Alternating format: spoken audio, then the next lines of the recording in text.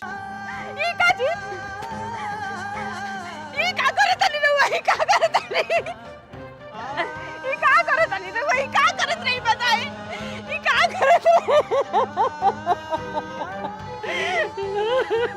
रहुआ ई का करे जात रही बताई का करे जात रही ई करे से पहले हमरे बारे में भी ना सोचनी आई घर में छोट-छोट बच्चा बड़े सा होगा जिंदगी के का होई अरे हम जी के का करब तन्नू के भाई हम जी के का करब अरे खाना कपड़ा तो दे ही न सकनी अब माथा के ऊपर के छतो छिना रहल बा भरल बाजार में हमरो बेटी के लोला बदनाम कैलस भरल बाजार में का भाई भैया के कुछ ना जाए रे वालों सोच जाए 2 बजे रात कितना रोत पड़े अब बताओ पर कुछ ना भाई ये मट्टी के तेल का हम कहता अरे मारे भाई भैया आत्महत्या करे जाते ना हां भैया आत्महत्या करे जाते ना बबनी रुआ के हम गोड़ पड़ता नहीं यहाँ से चल जाई और परेशान मत करी हम परेशानी बढ़ावता नहीं रउआ हमरे भाई के पीछे पड़ल बाड़ी अब परेशानी हम बढ़ावता नहीं अरे केहू हमार परेशानी नहीं के बढ़ौले केहू हमार परेशानी नहीं के बढ़ेले अरे ये हमार तकदीर के दोस्त बाजे धोखा दे गई हाथ जोड़े तनी तू लोग चल जाई वहां से अकेला छोड़ दी ताकि रउआ कुछ उल्टा कैली ना भैया चला तू कमरा में चला हम कहा तनी ना कि हम बाद में जाए ठीक बा हम जाता नहीं लेकिन तोगा तोहार तनुजा के कसम बा कुछ अगर उल्टा कैला था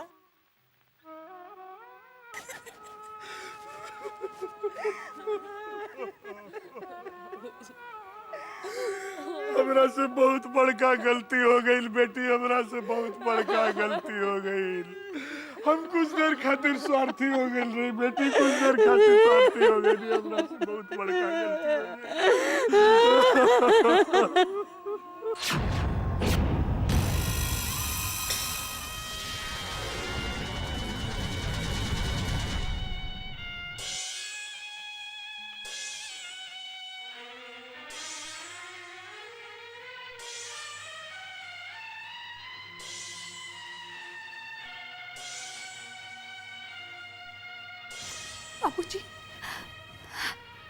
बाबूजी कैसन सपना देखनी हम हमार बाबूजी कैसन बड़न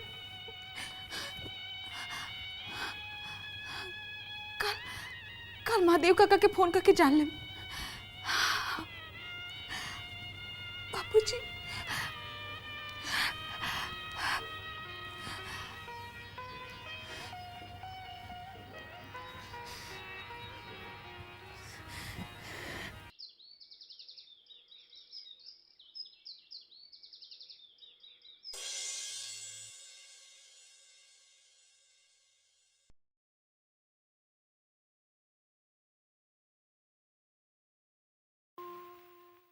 बाकी सब ठीक ठाक बात नहीं बाकी सब ठीक बा ओह फोन आ गया मोबाइल भी प्रणाम काका के तनुजा बेटी अरे अचानक फोन कर देलू जी काका वो अचानक रउआ लोग के याद आ गइल वही से फोन कैनी हा बाबूजी कैसन बाड़न काहे उनकरा के का भइल ना मने ऐसे ही सब लोग ठीक बा ना हाँ सब ठीक बा बेटी मौका निकाल के 1-2 दिन खातिर अपना घर आ जाइए ठीक बा काका काका बाबूजी के प्रणाम कह देम आ माई अब्बुआ के भी ठीक बा हम कह देम अनुभव अनुजा आ छोटकी के प्यार कह देम अरे भाई हम सब के कह देम और कोनो के कुछ कहे के बा ना माने प्रणाम काका खुश रह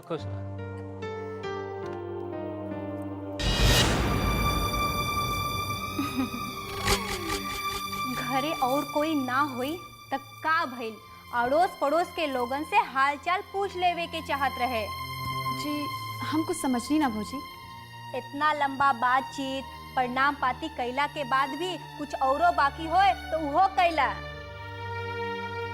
का बात बा दुल्हन कुछ ना माँ जी हम तो तनुजा से यह पूछत रहनी है कि घर के हालचाल सब ठीक बा कि ना। अच्छा अच्छा तनुजा बेटी, तू कहले रहलू ना एगो मंगलसूत्र खातिर, हम कल ही से ले ले बानी एकरा।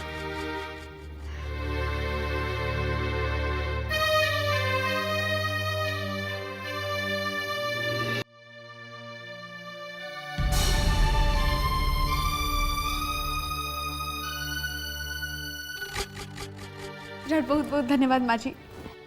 बकी माँ जी, तनुजा ये मंगलसूत्र लेके का करी है? वो तो कुआरी बाड़ी। दुल्हन, ई तनुजा अपन माई खातिर मंगवेले बिया। और हाँ, सुहागन के मंगलसूत्र, चूड़ी, साड़ी ई सब देवे से पुण्य होला और आपन सुहाग अक्षय होला। अच्छा, ये तो बड़ा खुशी के बात बा माँ जी। माँ जी, एक आधा घंटा खातिर हम कहीं जाए के चाहता नहीं। कहाँ जाइबू? जीव, हम मंदिर जाए के चाहता नहीं। कल रात के हम बहुत खराब सपना देख ले बनी। अगर रहुआ कहीं तब। अच्छा ठीक बा, तो जल्दिए चल जा। और हाँ, गाड़ी के जरूरत होई तो ले लिहा। ना ना, ओकर कोनो जरूरत नहीं है, हम जल्दिए चलाएं। अच्छा ठीक बा, इला।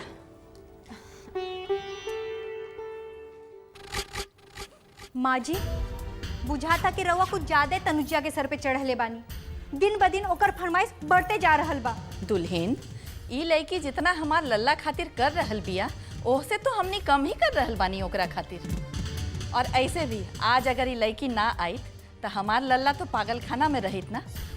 एगो बात जान ला दुल्हन, कि अगर हमनी ओकरा खातिर कुछ कर रहल बानी तो एह में हमनी के स्वार्थ बा।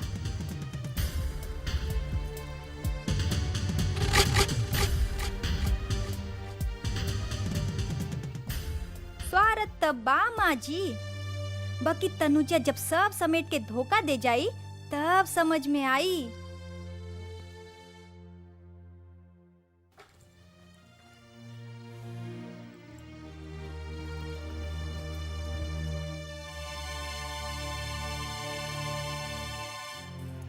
का हो?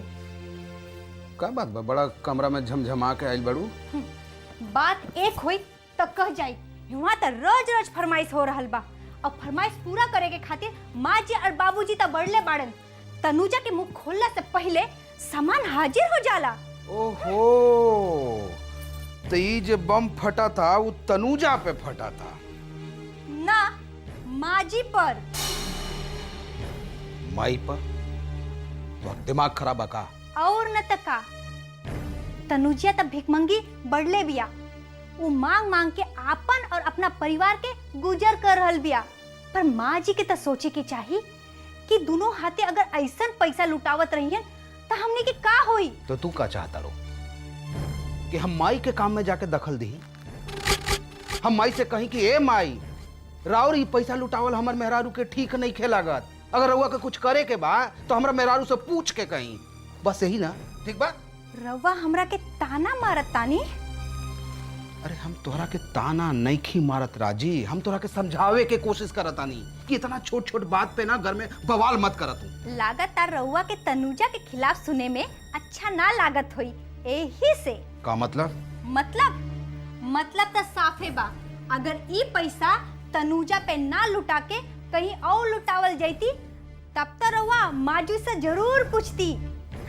याद बा न, पिछले साल राम शरण मालिक के बेटी की बियाह रहे। अब बाबूजी 50,000 रुपया देले रहलन। तब तो रउआ जाके माजी से कैसे पूछत रहली। ठीक बा, ई घर तोड़नी ऐसा बात करल बंद करा और जा जाके चंपा के कहा हमरा भरपेट नाश्ता करावस। सांझ के हम देर हो जाए लौटे में। जा। ठीक बा, जात रहते। अरे ई मूर्ख मेहरारू के हम कितना बार समझाइली कि अपन जुबान बंद रखा, लेकिन ई बाड़ी की।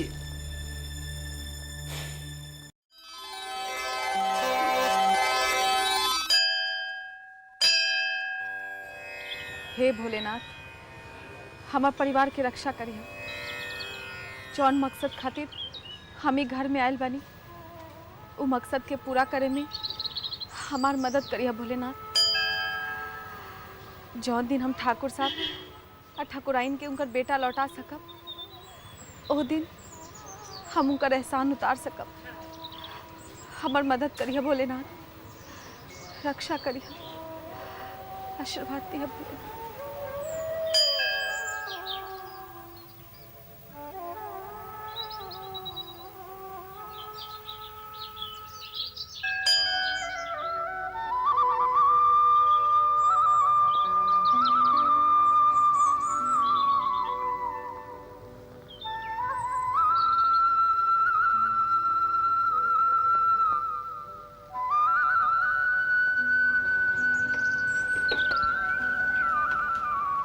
अरे तनुजा जी, रहुआ एजा? जी यह सवाल तो हमरुआ से पूछ सकता नहीं कि रउआ एजा कैसे। हम ठाकुर साहब के राइस मिल के सुपरवाइजर बन गए बनी। यही रास्ता बा हमारा आवल जावल खातिर। जब मन करेला आके माथा टेक लेनी। ये तो बहुत अच्छा बात बा। बुरा न मानत तो एगो बात पूछेगा बा। हाँ कही ना।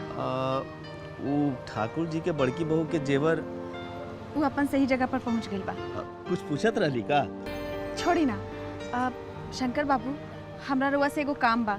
अरे ही तो हमार खुशकिस्मती बा।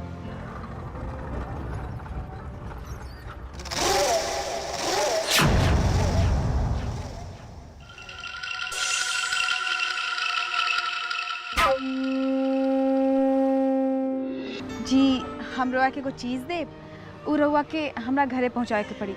देखी हम राउर एगो काम कैले बानी, रउआ हमारे एगो काम करे के पड़ी। तनुजा जी, रउआ हमार काम ना भी करती तब भी हम राउर काम जरूर कर देती। ठीक बा, तो कल सवेरे हमारे से जरूर मिलब। ठीक। ठीक, अच्छा। चलो।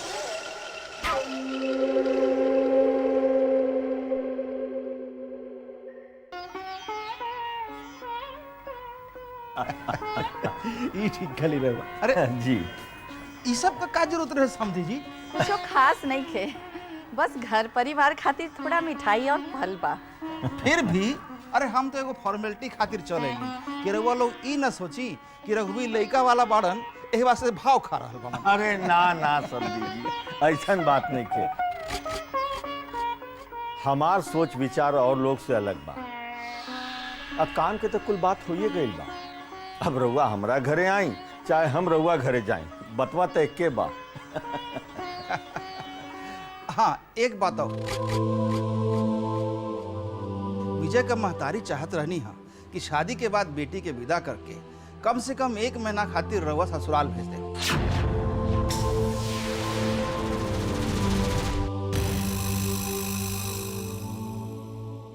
काहे से कि रिश्तेदारन के घर में रहे तक नैकी दुल्हन के घर में होए के चाहिए।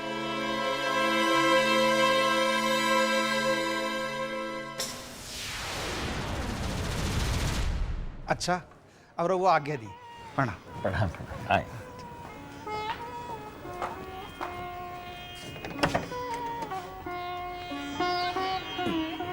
चल।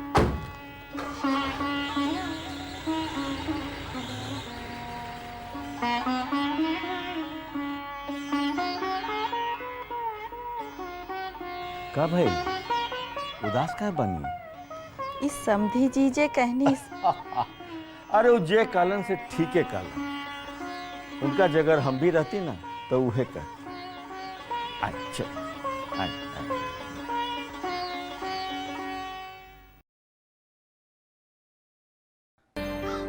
मैनेजर साहब, वो बनारस के शिव संगत ठंडई वाला से बात भइल कि ना? बात भइल है जी। ए राजनारायण, अरे गैया सब के सानी था। बीकी के शादी के पार्टी में ठंडई बहुत बढ़िया बनल रहे। एक बार वो से भी बढ़िया ठंडई बने के चाहिए, आखिर लड़की वाला जे है। अरे संगीतावा आवा, मैनेजर साहब से ठंडई के बारे में बात होत रहे। आखिर ठंडई पियावल तो हमनी के परंपरा नु बा। अहो रंजीत कह रहन कि आजकल चाइनीज या भेलपुरी सेवपुरी के भी प्रचलन शुरू हो गई बा। जी ठीक बा। अच्छा तो सब का बनवावे के पड़ी? ना ना ओकरा खातिर बनवावे के ना पड़ी, कैटरर के कह देवे स्टॉल लगा दी। अच्छा तो तू कैटरर वाला से बात कर लिया। जी ठीक बा।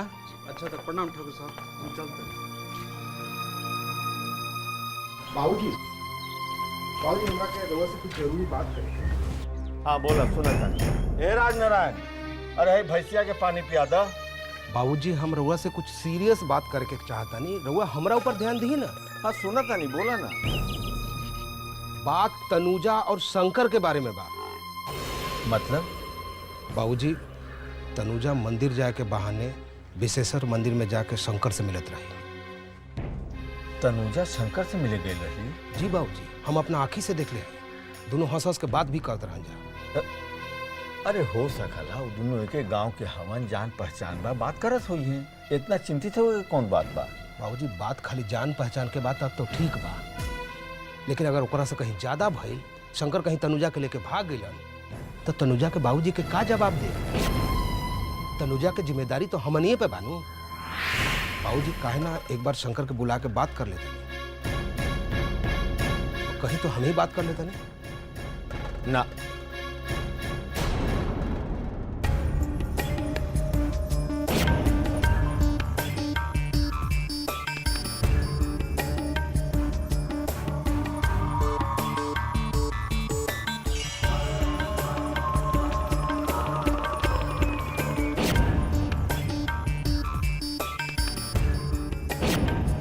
एक बात हमरा के आज तू ठीक ठीक बता दे, तू हमरा से ब्याह करबू कि ना?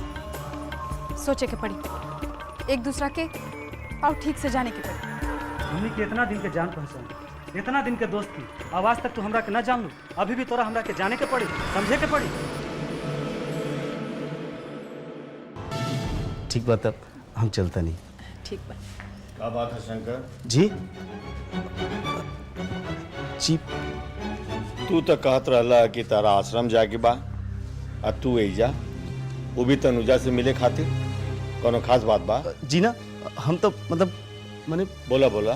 जी वो हमर बाबूजी के तबीयत खराब बा, बस यही बात रहे। काबिल तो आर बाबू था। वहाँ आग के परेशानी तो बा, और साथ में कुछ कुछ पैसा चाहिए। ना ना, पैसा के कोनो जरूरत नहीं है। अच्छा शंकर बाबू, रहुआ बाबूजी से कहब कि जैसे ही फुर्सत मिली हम मिले खातिर आए। ठीक बा। अच्छा ठाकुर साहब प्रणाम।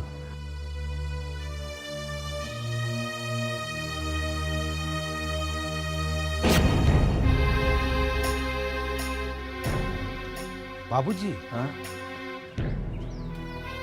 रउआ कुछ सोच रहल बानी का? ना। देखा, तू जाके रंजीत से कहा कि एमएलए साहब के घर जाके अपने हाथ से काट दिया। जी बाबूजी।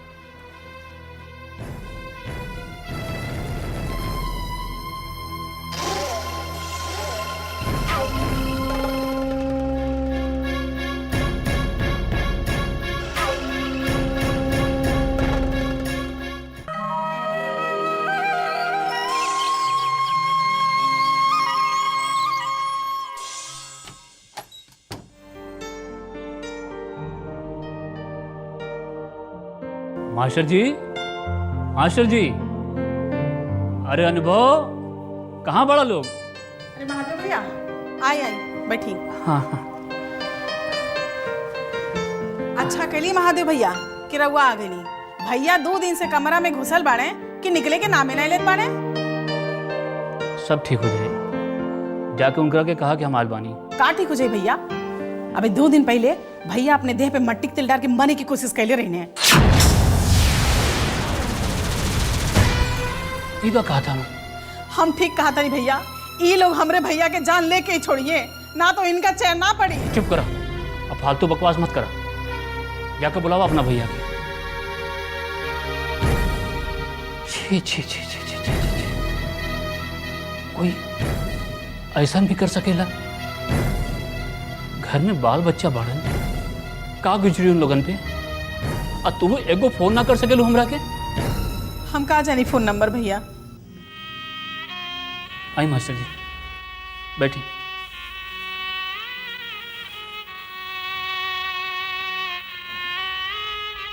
का मास्टर जी, ये हम का सुना तानी? रउआ इतना कमजोर दिल वाला बानी, ये हम सपना में भी ना सोच सकीले। रउए समझाई ना भाई साहब, अगर वो रात हम ना जाग जाती तब पता ना का हो जाए। रहुआ का सोच के इतना बड़ा कदम उठौले रहनी बताई। पता ना बाकी अब और जलील ना हो सकीला हम महादेव। अब आखिर कोनो रास्तो नजर नहीं के आवत दोस्त। भौजी इली रखी। हाय का बा भाई साहब? ये मकान के कागजात बा। लाला से ही मकान के कागजात हम पैसा दे के ले ले बानी। अभी मकान रउआ के बा। रउआ लोग के अभी मकान से कोई निकाल ना सकेला।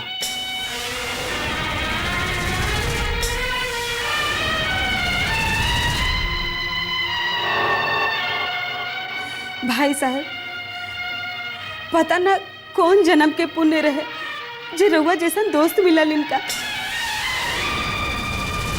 ए यार इतना रुपया तू कहाँ से जुगाड़ कैला हो? चोरी नहीं कहनी है। मजाक छोड़ा यार। अभी बतावा जे कितना इंटरेस्ट देवे के बाद। पूछो ना, ये पैसा हमार बा। रिटायरमेंट के बाद जो हमरा के पैसा मिलल रहल वो बैंक में पड़ल पड़ल सड़त रहल। वही पैसा हम बैंक से निकाल के लाला के मुंह पे मरनी है और कहनी कागजात दा हमरा के।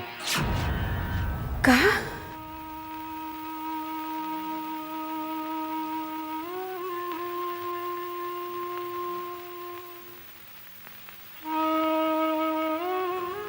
कहा यार, रउआ की आंखों से आंसू पोछे खातिर हम इतना बड़ा कदम उठैनी है, रउआ फिर भी रो रहल बानी। ए यार तोहर आंख में आंसू हम बर्दाश्त न कर सकेला। और कितना एहसान करवा हमरा ऊपर। अब हमारे एहसान के बोझ ना उठा सकीले, ना उठा सकीले। ए यार एहसान कैसन? हाँ अरे हमार जो कुछ वो हमार बेटा बहू के बा। लोग पैसा कौड़ी काहे खातिर बचावेला?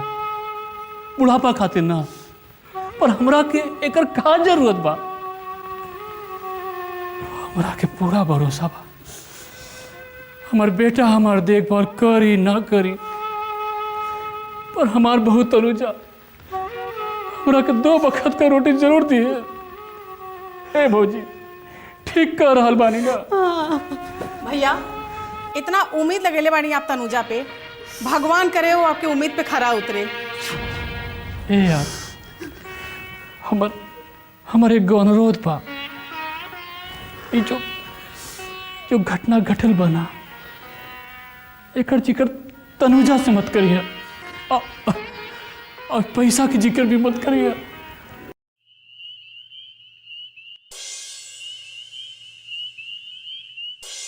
रंजीत, रंजीत बबुआ,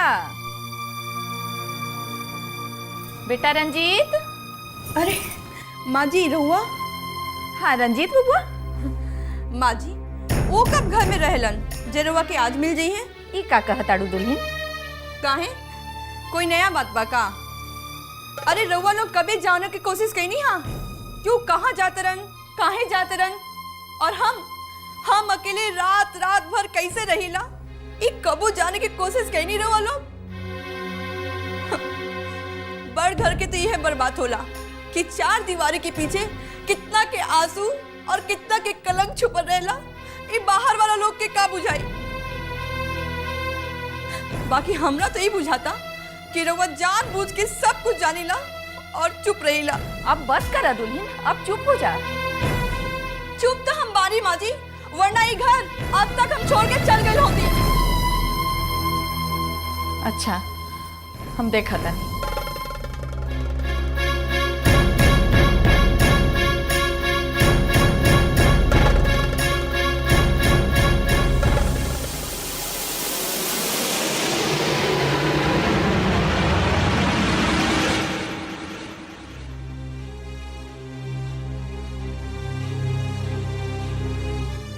ए जी सुना तानी?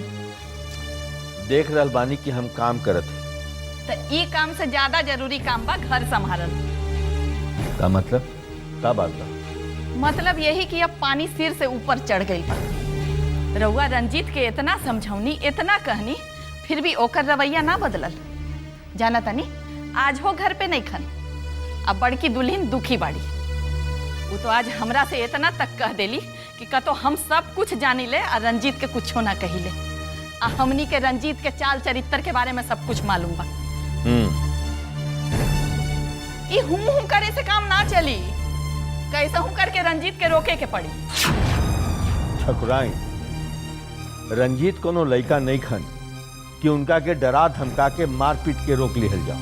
तब मने की बड़की दुल्हन के घुट घुट के मरे के छोड़ दिहल जाओ। हाँ ठकुराइन, एकर कोनो दूसर उपाय सोचे के पड़ी। ऐसा उपाय कि सांप भी मर जाए और लाठी भी न टूटे।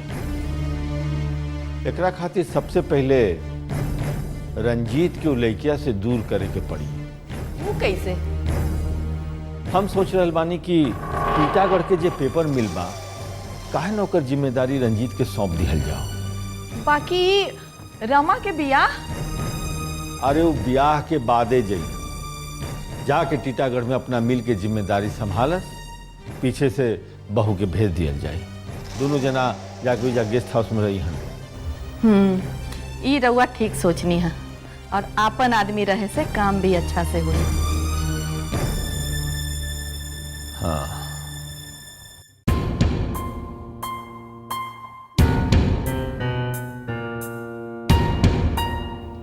अब भैया की भी जिंदगी संवार दी है बाबूजी।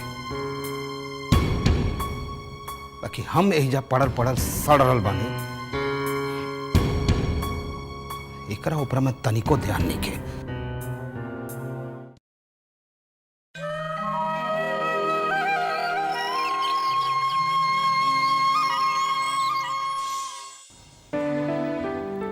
बाबूजी, रउआ हमरा के बुलौले बानी?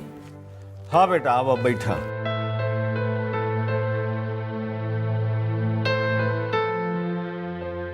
बेटा, रमा के ब्याह के जिम्मेदारी जो देले रही वो पूरा हो गई? जी बाबूजी, हम पर्सनली जाके सारे विधायक और मंत्री लोगन के कार्ड बांट के आ गए। अच्छा, हमरा तरफ से माफी मांग लेला है ना? जी बाबूजी। अच्छा बेटा, इस सब के अलावे हम तोरा से को बात कहल चाहता नहीं। तब बोली ना बाबूजी। देखा, हम अपना बिजनेस कुछ जरूरत से ज्यादा ही फैला ले बानी। अब बेटा, हम तो उम्मीद के लिए रही कि तू तीनों भाई मिल के हमार 10-10 हाथ बन के हमरा मदद करवा। और जेकर सबसे ज्यादा आग्रह रहे विकी बबुआ के, उनका ऊपर तब भरोसा कईल बेकारे बा। अब सारा जिम्मेदारी तू दोनों भाई पर बा। तब बताई ना बाबूजी, रउआ का चाहता नहीं?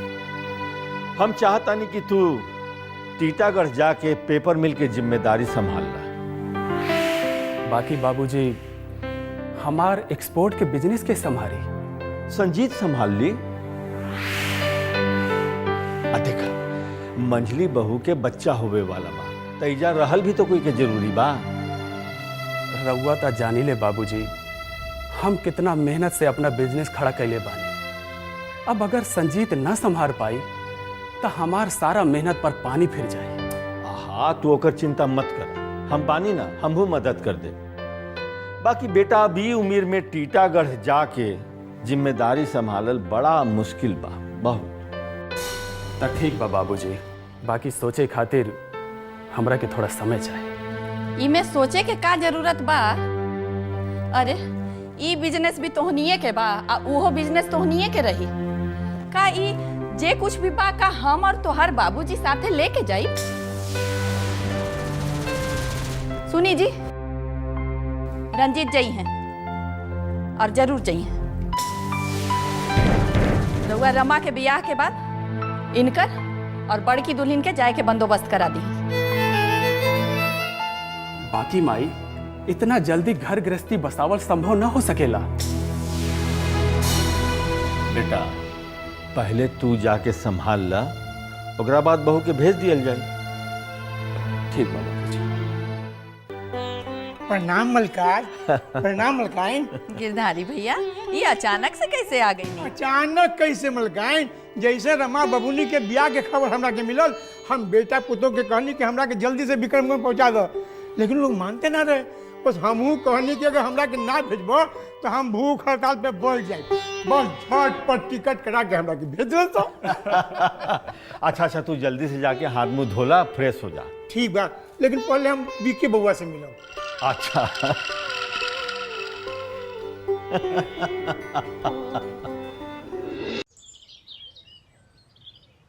8-5 जोड़ा तक कितना भइल? 8-5 12 13 तो 13 के 3 लिखा। बाबूजी। अरे तनुजा बेटी, खुश रहा खुश रहा। खुश रहा बेटा, खुश रहा। तू अचानक कैसे आ गलू बेटी? ऐसे ही मन ना लागत रहे और आज अचानक गिरधारी काका भी घर लौटे रहे, वही से सोचनी कि रउआ लोग से मिलाई।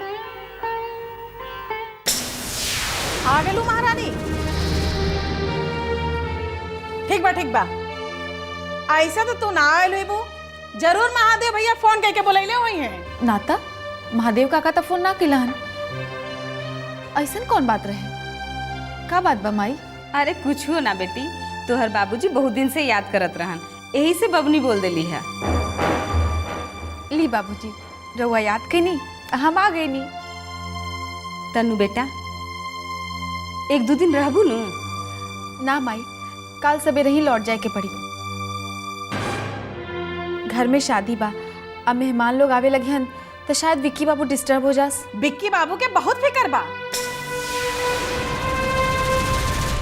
अपने बाबूजी के फिक्र नहीं खे। मोहल्ला टोला मंदिर में कहीं भी मुंह दिखावे के लाग ना छोड़ लू।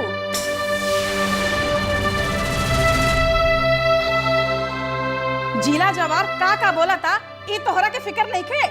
ना बुआ, कोई जरूरत नहीं खे। अरे रुपया के कारण हमारी पढ़ाई छूट गई, कोई पूछे वाला ना रहे। थोड़का सा दूध खातिर हमार बहन तड़पत रहे, बाकी कोई देखे वाला ना रहे। रुपया के कारण हमार बाबूजी आनर हो जैतन, बाकी कोई सहारा देवे वाला ना रहे।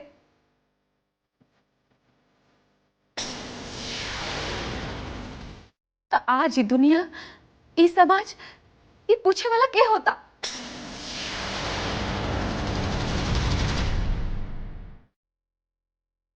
जेकरा जौन मन में आवे कहे दा, हम ओकर परवाह नहीं करत।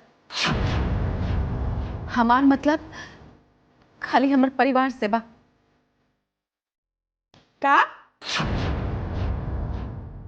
खाली तोहर परिवार से मतलब बा? तो एकर मतलब ही बा कि तू परिवार वाले के मुंह में तालिक पोत दे हो। चुप करा सुहासिनी। काहे भैया, काहे तू हकीकत छिपावे की कोशिश करल बड़ा? का फायदा बा? काहे के ओकरा ई सब बोल के परेशान करत तारू? का बात बा बाबूजी? अरे उहे ढाक के 3 बात। अरे लोग से बर्दाश्त नहीं के होत कि तू बेटी हो के नौकरी काहे करत हो, यही से लोग कुछ से कुछ कहेलन। बाकी तू इस सब पर ध्यान मत दिया।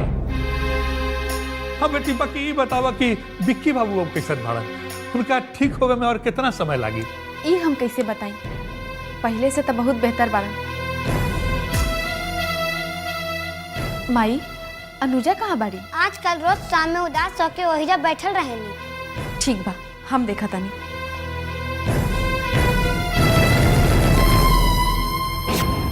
बबनी, हम हाथ जोड़ा तानी, आपन मुंह बंद रखे। अपना भाई के करतूत ओकरा मत बताई।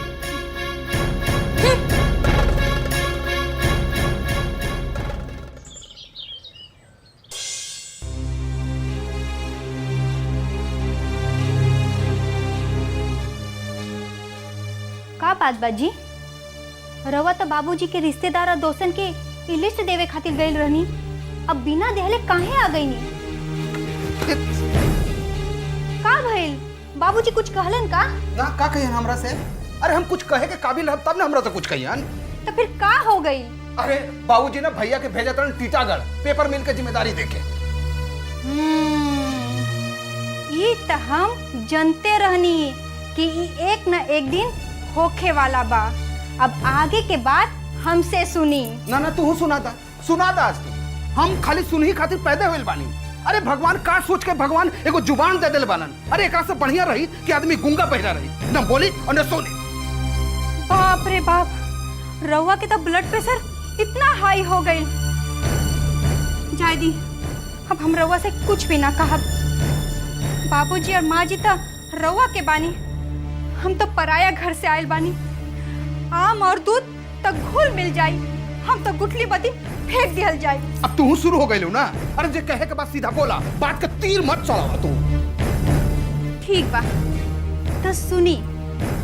बाबूजी भैया जी के जानबूझ के ऐजा से दूर भेजा तारे, ताकि ऐजा के सारा कारोबार बाबूजी विजय बाबू के हत्थे सौंप दिहल जाओ और रउआ प्रोजेक्ट रिपोर्ट बनौते रह जाई।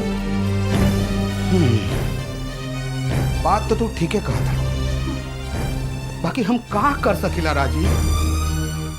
रउआ भैया जी के फोड़ सकीला। मतलब ई कि रउआ भैया जी के जाके ई कही कि बाबूजी जानबूझकर भैया जी के ऐजा से दूर भेजा ताड़न। अरे भैया तो जानबूझ के खुशे हो जाइए न, उनका तो मौका में ना मिल जाई भौजी से दूर रह के। और वैसे भी हर मर्द चाहेला कि ओकरा जिंदगी में थोड़ा कभी आजादी मिलो। मतलब? अरे मतलब का, यही बहाने भैया भौजी दूर रही, लड़ाई झगड़ा ना होगी। मतलब तू ना सुनी जी, रउआ एक बेर भाई जी से जाके जरूर बात करी। हाँ। तो महारानी जी इधर आई, बैठी। आई बैठी जी। और रउआ जी कहा तानी ना वही होके, ठीक बा?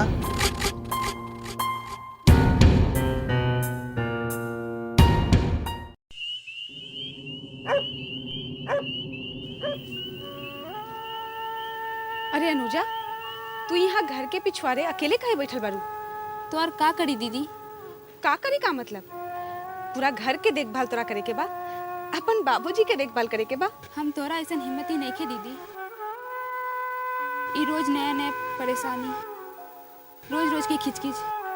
कबो कबो तो मन करेला कि घर में फंसरी लगा के मर जाई। अनुजा, तू हमेशा ऐसा निराशा भरल बात काहे करत रहेलू? जिंदगी में हर कुछ आसानी से मिल जाई तो सुख दुख के मतलब का रह जाई। पर इतना दुख भी ना मिले के चाहिए दीदी कि जियल मुश्किल हो जाए। हम तो कबो कबो ये सोचनी कि गरीब के घर में कभी बेटियन के जन्म ना लेवे के चाहिए। बेटियन के जन्म ला तो अमीर घर में। अमीर के घर में भी सब सुख ना होला अनुजा, आई सब हम बहुत नजदीक से देख रहल बानी। पर हमनी के तो जरूरत भी पूरा नहीं के हो पावा दीदी। अपना दीदी पर भी भरोसा रखा, सब ठीक हो जाई। ऐसे अकेले में ना बैठल जाला। चलो उठा, चल।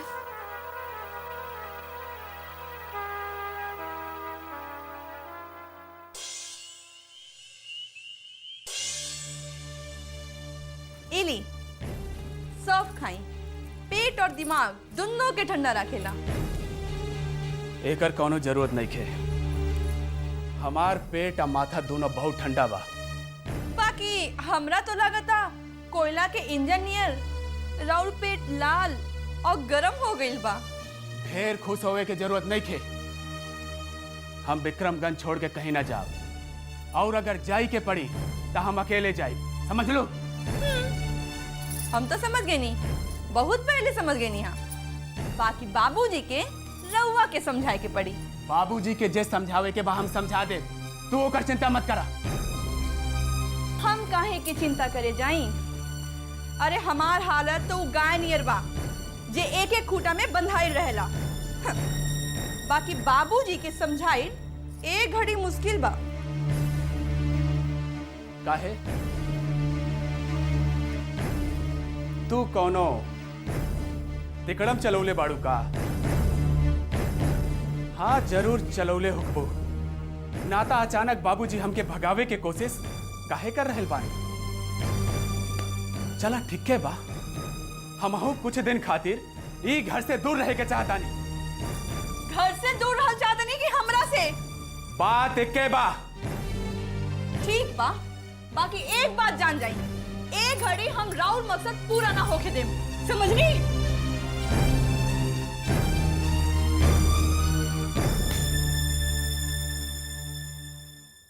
माई, तू एगो बात सच सच बतावा, का बाबूजी कुछ परेशान बाड़न? जाए दाना बेटा, तू एक दिन खातिर खाली आइलू है, इस सब झमेला में मत पड़ा। बाकी माई, हम जौन कुछ भी करतनी वो रउआ लोग के खुशी खातिर, रउआ लोग के चेहरा पर हंसी देखे खातिर करतनी। बाकी हमरा लागता कि रउआ लोग हमरा से खुश नहीं की। का बात माई, का तू लोग हमरा से कुछ छुपाओ तारू? एक बात कही तनुजा, खुद सोच समझ के जवाब दिया।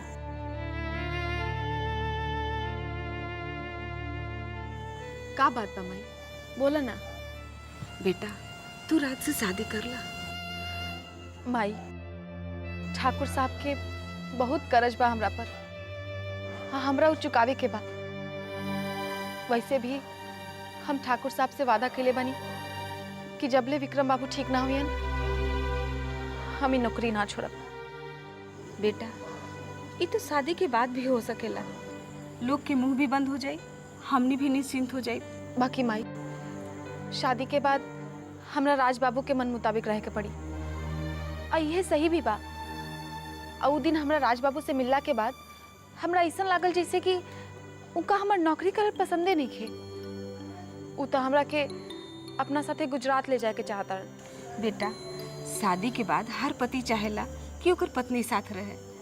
ये बात अगर राज बाबू चाहता रहे तो का दिक्कत बा? बाकी माई, ये तो तबे संभव हुई जब हम नौकरी छोड़ब। तो का विकी बाबू जब ले ठीक ना हुई है तो कुंवारे रहबू? माई, तू भगवान से मनावा कि विक्रम बाबू बहुत जल्दी ठीक हो जास। ठाकुर साहब के बहुत उम्मीद बउगा के लेके हमरा से। पर बेटा, महादेव बाबू के बड़ी अरमान बा तोहरा अपना बहू बनावे के, अपना घरे ले जाए खातिर। हम तो भगवान से उनकरे ला प्रार्थना करब कि बिकी बबुआ जल्दी से ठीक हो जाई हैं और तू घरे आवा। हे नहीं आई, आज रउआ के हम ना छोड़म। सीधा सीधा मन से बता दी कि फोन पे कितना बिजी रह रउआ? फोन पे बिजी? केकरा साथे? हम तो केहू से बात ना करे नहीं भौजी। तो आ जाए दी विजय बबू के फोन, फिर हम ही फरियाले हम। अच्छा, आज तो चोरी धरा जाए। हेलो। अब भौजी कहले रही कि आप लोगन से हम पूछ ले कि केकरा कौन रंग पसंद बा, उ साड़ी खरीदे के बा ना। बहाना तो बढ़िया बा, लेकिन शायद रउआ के पता होके के चाही कि ए मसला पे दीदिया से बात हो गई बा विजय बबुआ। हो चुकल बा, फिर हमरा फसावे के का जरूरत रहे? ये सब भी ना। सुनी विजय बबुआ, घुमा फिरा के बात मत बताई। हाँ, हम रमा बमनी के फोन देवत तनी, रउआ खुदे उनका पसंद पूछ ली। ले जाए जाए ना बबनी, जाए ना।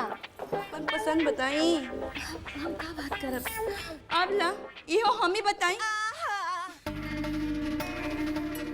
हेलो भौजी। चला मंजली, हमनी के बैठे के।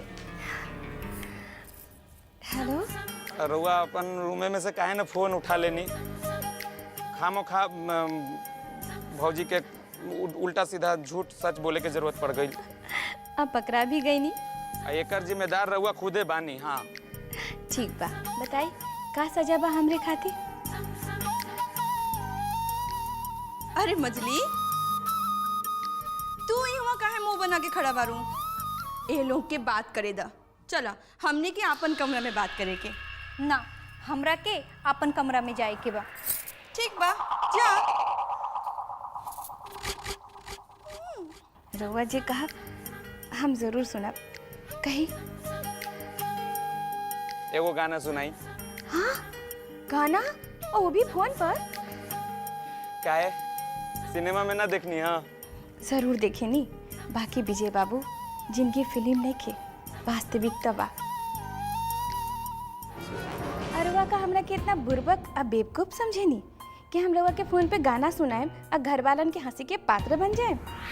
अच्छा, रउआ के मालूम बा आज कौन से तारीख बा? ना। कहा ला हम तो सुबह सुबह उठ के कैलेंडर में से एक एगो तारीख कट मारता नहीं। जे बेसी उतावला होवेला नु वो जल्दी ही बोर हो जाला। वैसे रउआ हमरा के डरा रहल बानी। ना ना रमा जी, डराए के कोनो जरूरत नहीं खे। हम ऐसे ही रहुआ के दिल में हमेशा बनल रहब, हमेशा। जी बहुत बहुत शुक्रिया। अच्छा अब हम फूड रखा तानी, मैं आ रहल बिया।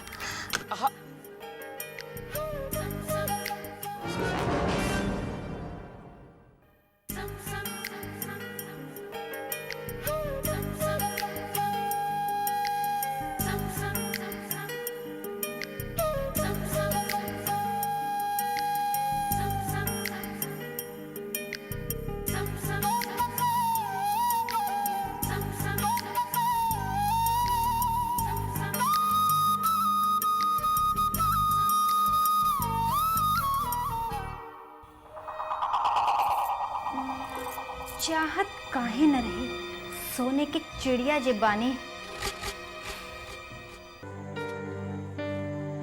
बेटी बेटी हम कैसे बताएं कि महादेव बाबू के बहुत उपकार बा हमनी के ऊपर। हम जाना तानी बाबूजी, हम सब जाना तानी।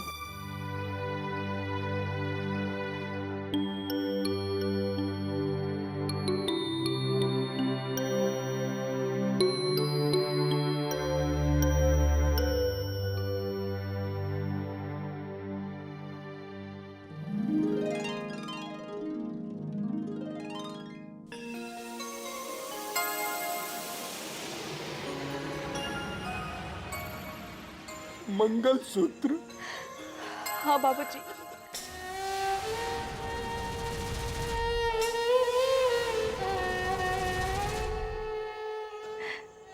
पहना दी माई के गला में।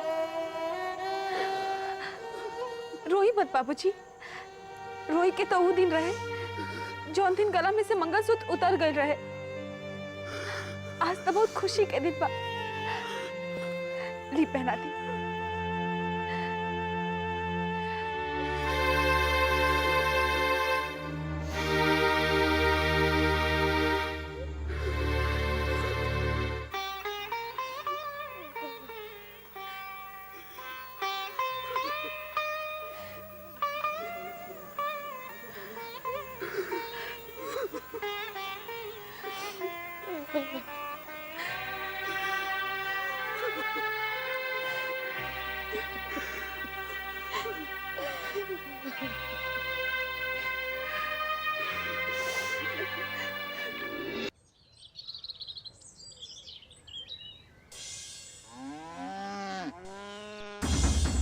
तो अब तोरो फार्मूला देखल जाई।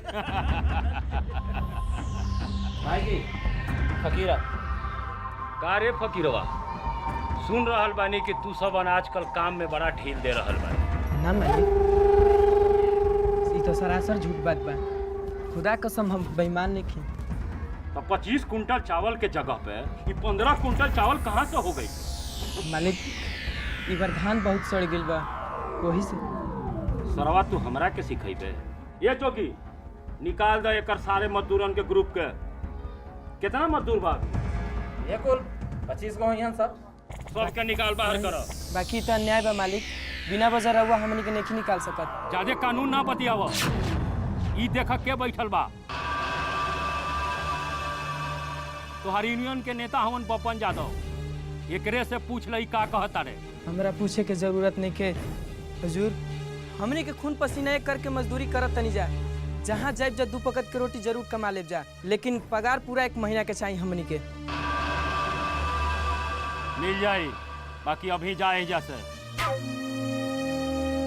भाई जी राउरी गेम हमरा समझ में ना आई। एमे कौन खेल बा? हमार मजदूरन के जे जगह खाली होई वो में ठाकुर के मजदूरन के ज्यादा पैसा दे के रख लेवल जाई। बाकी एकरा में फायदा फायदा ही फायदा बा। ठाकुर आपन बेटी के बियाह के झंझट में पड़ल बारन और आपन मील पे ध्यान नहीं दे सकत। अब ई बा कि बब्बन रातों रात ओकर मजदूरन के बरगला के हमार मिल में ले आई है और उस समय पे आपन चावल के कोटा पहुंचा ना पाई, खुद बखुद ओकर टेंडर कैंसिल हो जाई। समझला? ई हमार चाल बा चाल, हमार बुद्धि के तू दाग द। मान गई नी भाई, एकरा के कहल जाला चाणक्य नीति। बब्बन जी, अब तोहरा के एक काम करे के पड़ी।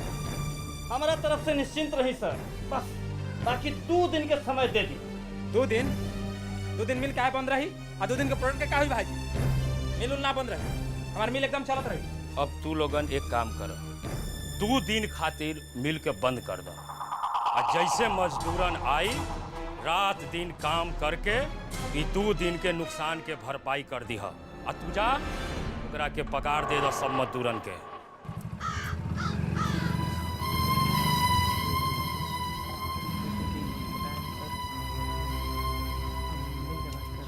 शंकर बाबू, हम रउआ से बात करे खातिर आइल बनी। तू क्या हवा? हमार नाम फकीरा बा, हम बच्चू पांडे के मिल के मजदूर हैं। तो तोरा आइजा का काम? हम रउआ से कुछ बात करे खातिर आइल बनी। देखा, फालतू बात करे के हमरा पास समय नहीं है, ठीक बा? फालतू बात ना बा शंकर बाबू, बात रउरा पते के बा। ठीक बा, बोला। हम रउआ से अकेले में बात कर चाहता नहीं। ठीक बा, हमारे ऑफिस में आवा। चलिए।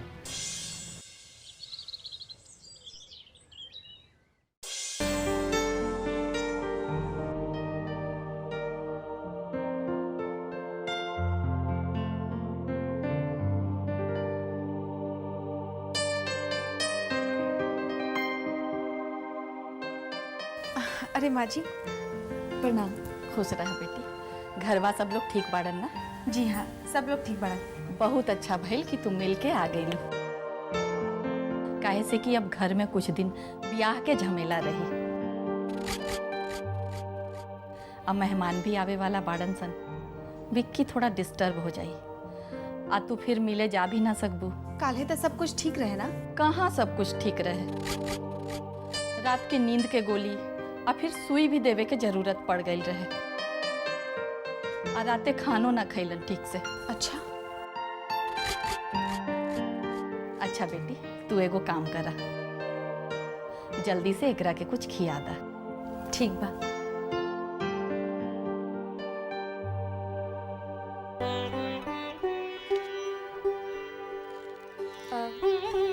माँ जी, ये नारियल के लड्डू बा, हमार माई रहुआ खातिर भेजवैले बाड़ी। बहुत साधारण चीज बा, पर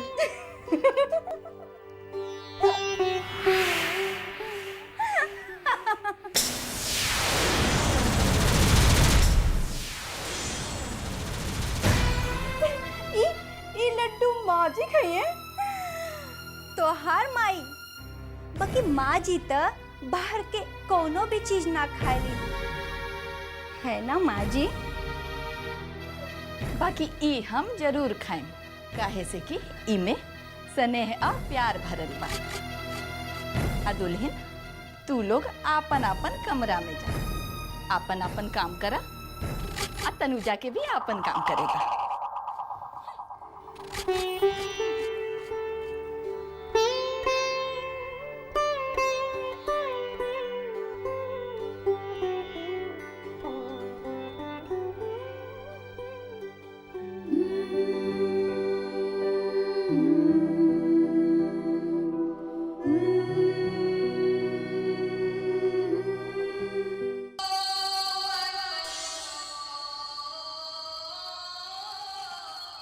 फकीरा, तू बाहर इंतजार कर। जी हजूर। ठाकुर साहब, अब रउआ का हुक्म करता नहीं हमरा के, हमनी के का करे के चाहिए? हमार बात ध्यान से सुना। अपना मिल के जितना मजदूरन बा सबके एक महीना के बोनस दे दो। कहिया कि ठाकुर साहब के बेटी के ब्याह के खुशी में दिया था, और अगला महीना से उन लोग के पगार भी बढ़ा दे। लेकिन ठाकुर साहब, इमे तो बहुत घाटा हो जाए। दिस इज पार्ट ऑफ गेम। एक खेल के एगो हिस्सा बा और अब अपन चाह के भी हमार मजदूरन के भड़का ना पाई। जी रउआ ठीक कहता नहीं। और अब सुना हमार दूसर प्लान। बच्चू पांडे अपना मिल से जितना मजदूरन के निकलले बा उस सब के ले जाके हमार आरा के राइस मिल में नौकरी में लगा था, ताकि बच्चू पांडे चाह के भी मजदूरन के वापस ना ले जा सके। जी बहुत अच्छा। मैनेजर साहब। जी ठाकुर साहब। ये बात के जाके अनाउंसमेंट करवा दी। जी ठीक बा। बच्चू पांडे अब हमारा आखिरी खेल देखा। तो हार नाक अगर हम अपना जूता पर ना रगड़बौनी तो हमरो नाम ठाकुर सूर्य प्रताप सिंह।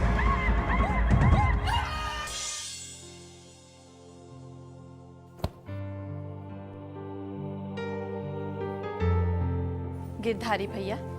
जी मलकाई। ऊपर के जितना कमरा बा सब साफ सफाई करवा ली है।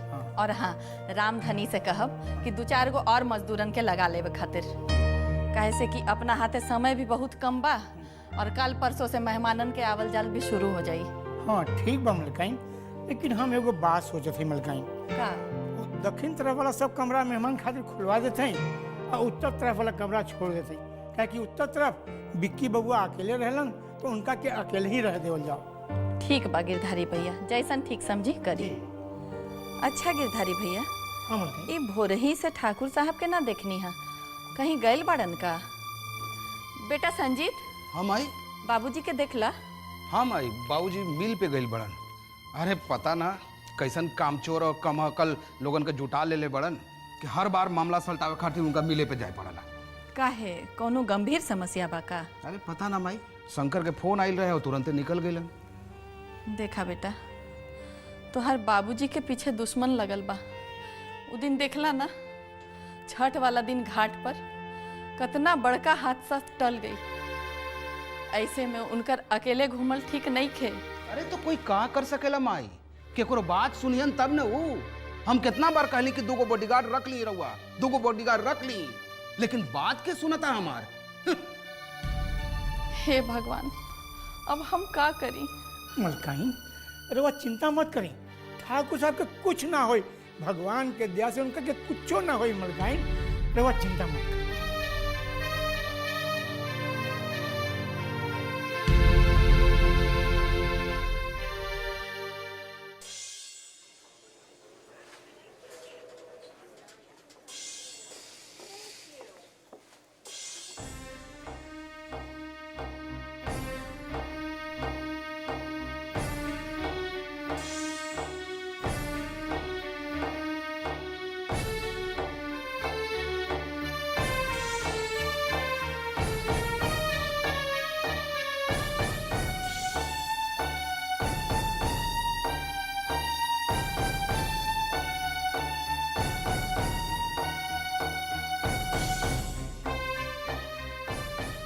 अब तू नौकरी ज्वाइन कर ले बड़ा, तहरा मन में भी कितना अरमान हुई।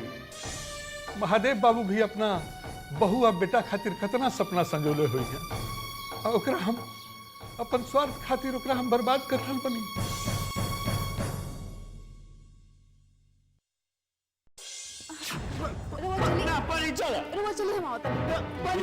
विकी बेटा, तनुजा के बात कर ले बेटा, हम ले चलता नहीं।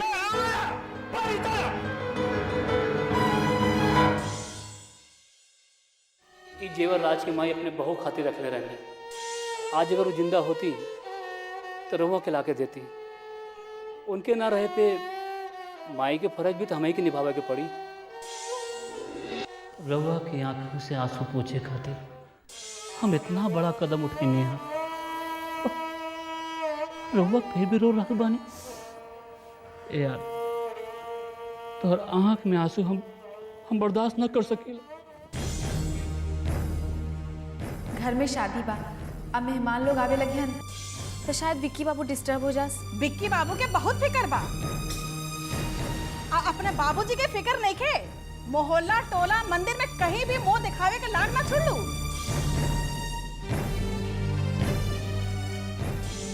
हमके तो लगा था कि तनुजा वहाँ ठीक ही बाड़ी, शायद कुछ दिन और वहाँ रह के चाहता रही।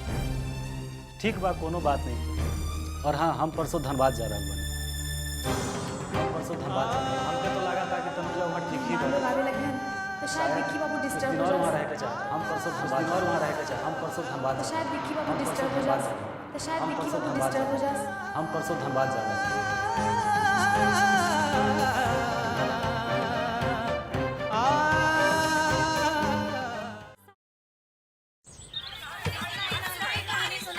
अरे का सुनाई? टाइम वाला अपन बियाह की कहानी सुनाई। चुप हो जाए। अच्छा छोटकी दादी रउआ अपन बियाह के कहानी सुनाई।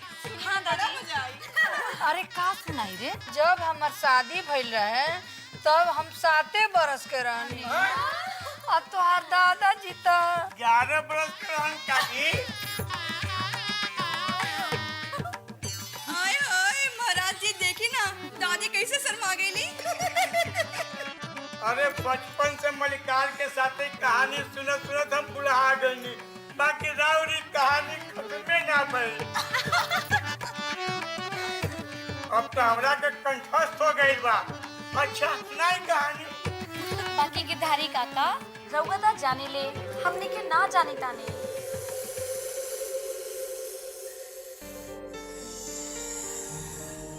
देखा तो के आइल वालो। दादी बाड़ी, दादी के प्रणाम करा।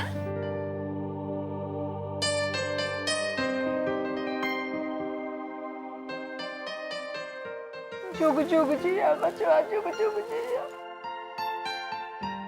अरे हाय रे हमार नसीब, हमें ही कैसे जिया तनी 25 साल के अपने बाबू के ही हालत देखे खातिर। बाबा जिया, बाबू जिया, जिया जल्दी निरोग हो जा। प्लीज रुआ मत रोई, उनका के अच्छा ना लगेला। ये की हो बहू? ई तनुजा बाड़ी चाची, लल्ला के देखरेख यही करेली। अच्छा। और आज एकरे मेहनत के नतीजा बा कि लल्ला इतना ठीक बाड़न। खुश रहो बच्ची, खुश रहो। माँ जी रुमा इनका के ठीक कहता नी। अरे काल तो हमरा के मारे खातिर आवत रहलन। ई का कहताड़ू दुल्हन? हाँ पूछ ली तनुजा से। तनुजा का भइल रहे? जब एगो स्वस्थ इंसान पागलपनी दिखावे पर आमादा हो जाए तो एमे एगो बीमार आदमी के का कसूर बा माँ जी? ई त शुक्र मनाई कि हम संभाल लेनी, ना तक कोई के सूरत बिगड़े में देर ना लगी।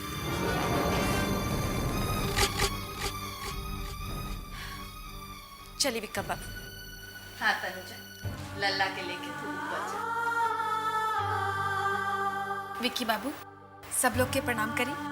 प्रणाम। चलिए ऊपर चलिए।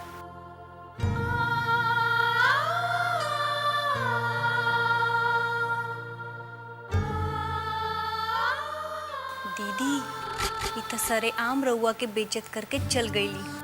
तो एकर जवाब हम देम मछली।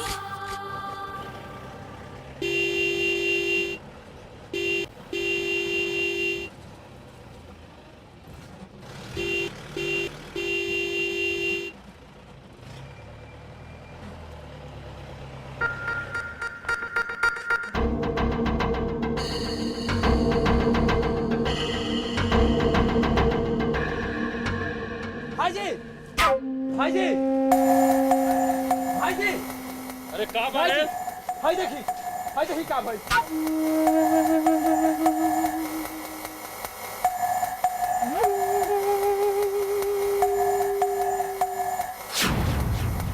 अनिश्चित काल के लिए यह मिल बंद किया जाता है।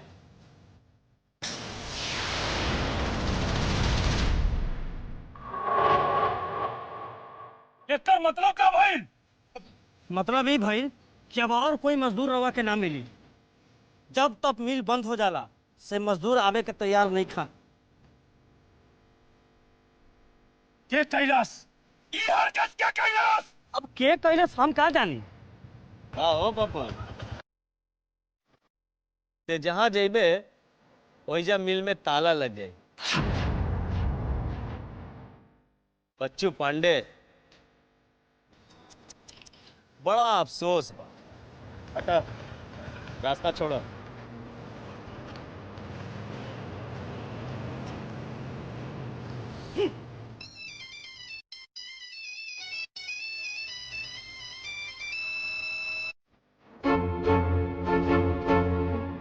हेलो। हम कितना बार कह चुकल बानी कि हमरा से टकरा के कोशिश मत करिए बच्चू पांडे। सूरज प्रताप सिंह, तू ही ठीक ना कैले हो। बच्चू पांडे, तू जितना जानल ओ से ज्यादा हम कर देनी है तारा खातिर। तोहार बंद मिल के फोटो हम प्रेस में भेजवा देनी है। काल सब अखबार में छप जाई कि तोहार मिल बंद बा, और जे कुछ बचल खुचर ऑर्डर बा वो कैंसिल हो जाई।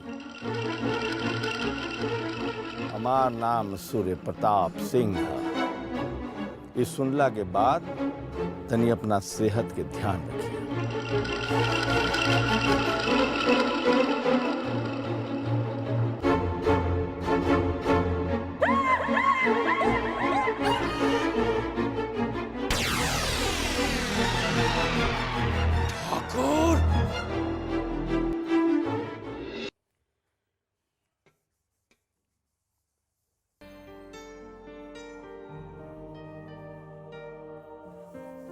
अरे काका, हम तो पूछे के भुला गई नी, राउर बेटा अब कैसन बा? सबे केहू ठीक है बा। बेटा पुतो चाहत रहे कि हम ओइजा आओ कुछ दिन रुकती, बाकी रमा बबुनी के ब्याह के बारे में जिससे हमरा खबर मिलल, बस हम एको सेकंड देर ना करनी और दौड़ल चलेंगे। अच्छा कहनी रहुआ। बाकी महाराज जी कहाँ गइलन?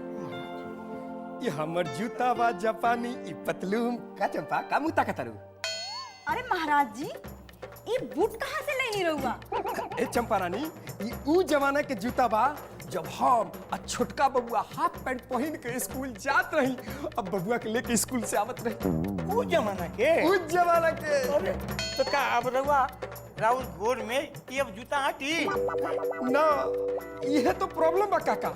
हम सोचत रही कि जुतवा पहन के छोटकी बबनी के ब्याह में कुर्ता पैंट ऊपर से जूता डाल के लेफ्ट राइट करती, लेकिन का करी धोखा दे देलस। ई देखता नहीं सिकुड़ के मुड़िया गइल बा, अब पैर में नइखे घुसत, बहुत दिक्कत होता काका। महाराज जी, एगो काम करी, शादी में तो अब ही 2-3 दिन बा। हाँ? रउआ एकरा के पानी में डाल दी ता ई नरम हो जाई और राउर के गोड़ में आट जाई। देखो ई चंपा कितना होशियार हो गइल बिया हो। हाँ, तो ठीक कहता रू, हम यही करब, अब ठीक हो जाए पहन के देखियो ले के कैसन लागता। हाँ, अगर तहियो नाटी तो हम मालकिनी से कह के राउर के एगो जूता खरीदवा दे। ई वादा करता नहीं। वादा करता रू ना? हाँ। हम जाता नहीं काका, अभी एकरा देखता। ला, अभी खाना बनावल छोड़ के बूट के पीछे पड़ गेलन। चंपा ई तू इनका के का कह देलू? हम तो मजाक कर देली, हमके का मालूम रहा कि वो सचमुच में बूट के पीछे पड़ जाइहन। अरे चंपा, महाराज जी बड़ा भोला भाला बड़न, इनका कोनो बात समझ में ना आवे। ये तो ठीक कहत बानी। काका हम पानी दे के आवता। जा।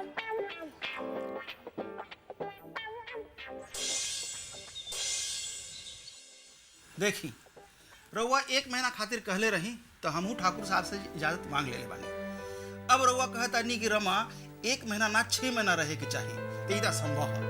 बाकी आप जरूरत समझी तो खुदे बात कर ली समझी जी से। बाकी हमरे नजर में ये एकदम गलत हो जाए, हमहन पर से भरोसा उठ जाए उन लोगन का। बाकी हम ऐसा कौन गलत बात कह देनी जी? माई बारी हरिद्वार में, भाई भौजाई बनारस में, वो लोग चाहता रन कि नई दुल्हन के लेकर के उन लोग के घर जाएं। और अपना घर में भी तो ये आखिरी शुभ काम बा ना। हर कोई के मन में कुछ आशा रहेला कि ना? तो ई तो पहले सोचे के चाहते हैं नू। अभी सब कहला से कोनो फायदा नहीं खे। और तुहार रिश्तेदार लोग का ब्याह में ना आई हैं? माँ का आ सके हैं, पता नहीं खे बा कि वो अपाहिज बारी। माँ जी, एगो काम करी, ई सब कहला से का फायदा? जब रमा आ जाए तो मौका दे के हम ही कह दे। अगर वो राजी हो जाए रहे खातिर तो कौनो परेशानी नहीं खे। बड़की बहू ठीक कहता है, यह एक उपाय बा। बात पे रउआ लोग हमरा के रोक देता नहीं, लेकिन जरूरत पड़ी तो हम समझी जी से जरूर बात करब। देखल जाए। बाकी अब रउआ इन जैसे जाई मेहरबानी करके, हमें कुछ जरूरी फोन करे के बाद।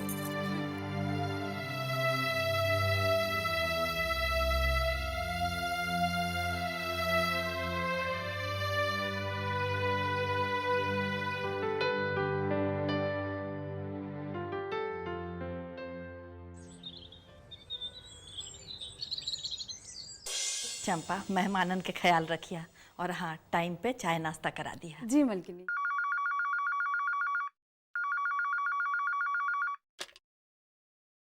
हेलो जी, बोलल जाओ। अच्छा अच्छा, अभी देता नहीं। चंपा, रंजीत के बाबूजी के बुलावा। अरे आइए गलन। सुनी जी। हाँ। जा चंपा, तू जा। विजय बबुआ के घर से समधी जी के फोन बा। अच्छा। रउआ से बात करे के चाहत रहे। हेलो जी, प्रणाम प्रणाम। का